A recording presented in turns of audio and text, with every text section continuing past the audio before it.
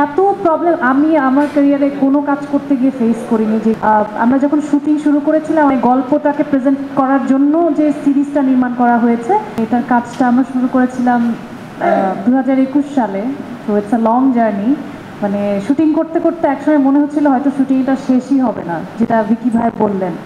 আমাদের এত প্রবলেম আমি আমার ক্যারিয়ারে কোনো কাজ করতে গিয়ে ফেস করিনি, যে পরিমাণ মানে বাধা বা বিপত্তি বা দুর্ঘটনা বলি, যেটা এই কাজটা করতে গিয়ে আমাদের হয়েছে।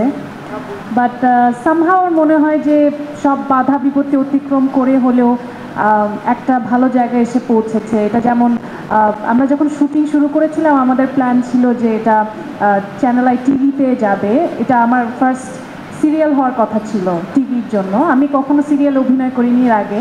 তো আমি খুব ইন্টারেস্টেড ছিলাম যে আমার কাছে মনে হচ্ছে এটা খুব ডিফারেন্ট, মানে সিরিয়াল পার্সপেক্টিভ থেকে। বিকজ এরকম কাহিনী নির্ভর শুধুমাত্র মানে গল্পটাকে প্রেজেন্ট করার জন্য যে সিরিজটা নির্মাণ করা হয়েছে, সেই ধরনের সিরিজ খুব একটা হয়নি বাংলাদেশে। তো সেই জায়গা থেকে যখন এটা আবার আইস্ক্রিনে যাচ্ছে, এটা আমাদের জন্য আরও ভালো খবর। বিকজ আমার মনে হয় যে এখন একটা ওটিটিতে যে ধরনের গল্পে মানুষ ইউজ হয়ে গেছে, যে ধরনের থ্রিলার গল্প পছন্দ, সেটা এ ধরনেরই একটা কাজ। সেই সাথে অনেক রহস্য জট আছে, অনেক ধরনের থিওরি এবং বাস্তবতার সংমিশ্রণে আসলে এই সিরিজটা করা। তো আশা করছি যারাই দেখবেন তাদের ভালো লাগবে। ধন্যবাদ।